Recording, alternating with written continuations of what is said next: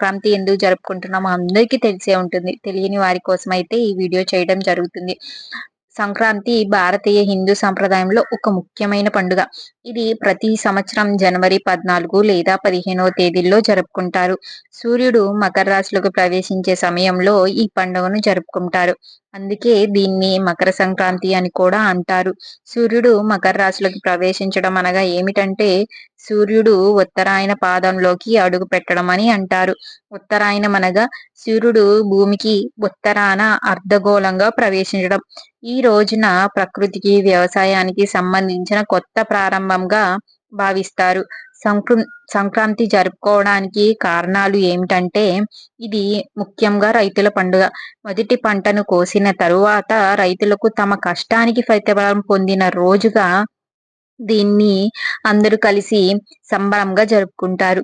సూర్యుడిని జీవనానికి మూల స్తంభంగా భావించి ఆయనకు గౌరవంగా ఈ పండుగను నిర్వహిస్తారు. మరి సూర్యుడు ఉంటేనే కదా మొక్కలకు ఫోటోసింథసిస్ జరిగి ఆహారాన్ని తయారు చేయగలవు.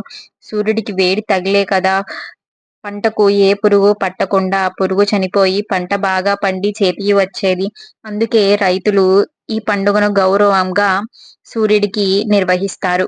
పూర్వము ఈ సమయంలో ధనము ధాన్యము దగ్గరుండేవి కనుక ఈ సమయంలో పిండి వంటలు చేసి సంవత్సరం అంతా నిల్వ ఉంచుకునేవారు.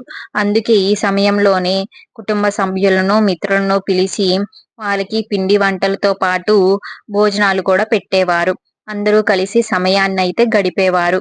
ఈ సంక్రాంతి తరువాత శుభకార్యాలకు ప్రారంభానికి అనుకూలమైన సమయంగా భావిస్తారు. సంక్రాంతి సంప్రదాయాలు అనగా సంక్రాంతి రోజున పొంగలు చేసి దేవుళ్లకు నివేదిస్తారు. పాత వస్తువులను తగలబెట్టి కొత్త ఆరంభానికి సంకేతంగా భోగి మంటను అయితే వేస్తారు. చిన్నపిల్లలకు భోగి పళ్ళు అయితే పోస్తారు. గంగిరెద్దులు పందాలు, కోళ్ల పందాలు, గాలిపటాలు ఎగరేయడము ఇలా వివిధ రకాలుగా సంక్రాంతిని జరుపుకుంటారు. సంక్రాంతి పండుగ ప్రకృతికి, వ్యవసాయానికి, సంప్రదాయాలు మరియు శ్రద్ధగా పండుగను దేశవ్యాప్తంగా ఉత్సాహంగా జరుపుకుంటారు. ఇలా సంక్రాంతిని అయితే జరుపుకుంటారు. సంక్రాంతి సమయంలోనే మనం గంగిరెద్దు ఆడించే వాళ్ళని కూడా చూస్తూ ఉంటాము. దీనికి కారణం ఏమంటే, పూర్వము శివపురాణం చూసుకుంటే గజాసురుడు అని అతను తీవ్రమైన తపస్సు చేసి శివుణ్ణి మెప్పించగా శివుడైతే తన్ను అనుగ్రహిస్తాడు. గజాసురుడు శివుణ్ణి తన బొజ్జులో ఉండమని కోరగా శివుడు సరే అని చెప్పేసి అనుగ్రహిస్తాడు.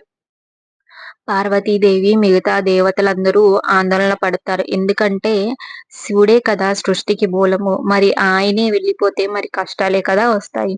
అందుకని చెప్పేసి పార్వతీదేవి మిగతా దేవతలందరూ శ్రీమన్నారాయణుని దగ్గరికి వెళ్ళి కోరగా శ్రీమన్నారాయణుడు ఒక ఉపాయం అయితే ఆలోచించి చెప్తారు. శ్రీమన్నారాయణుడే ఒక గంగిరెద్దు ఆడించే వారిలాగా మారి, నంది ఏమో గంగిరెద్దులాగా మారి, మిగతా దేవతలందరూ కూడా వాయిద్యాలు వారించే వారిలాగా మారుతారు. సో గజాసునుడి దగ్గరికి వెళ్ళి ఆ గజాసురుని మెప్పించి వరమైతే కోరతారు. మా శివుణ్ణి మాకు వెనక్కి ఇచ్చేయమని చెప్పేసి. సో మనకి ఈ సృష్టికి మూలమైన మన శివుడు కూడా వెనక్కి వచ్చేయడం వలన అలా ఆ సన్నివేశాన్ని గుర్తుంచుకోవడానికి, మళ్ళీ గుర్తు చేసుకోవడానికి ఇలా గంగిరెద్దులు ఆడించేవాన్నయితే ఈ సంక్రాంతికి మనం చూస్తాము. అలాగే సమయంలోని మనం హరిదాసుల్ని కూడా చూస్తూ ఉంటాము. హరిదాసులు మన ఇంటికి వచ్చి దానమైతే అడుగుతూ ఉంటారు. మనకి హరిదాసుల్ని చూడగానే మనకి నారదముని గుర్తుకొస్తారు. నారదముని అనగా అన్ని విషయాలను దేవతలకు చేరజేసే ఒక వ్యక్తి. ఆయనే మన ఇంటి ముందుకు వచ్చి దానం అడుగుతున్నట్లుగా భావించి ఎంతో ఆనందంగా మనము హరిదాసులకైతే దానం చేస్తాము. ఈ సంక్రాంతి సమయంలోనే మనం ఇంటి ముందు ముగ్గులు వేసుకొని రగ్గులు అయితే వేసుకుంటూ ఉంటాము. గొబ్బెమ్మలు కూడా పెడుతూ ఉంటాము.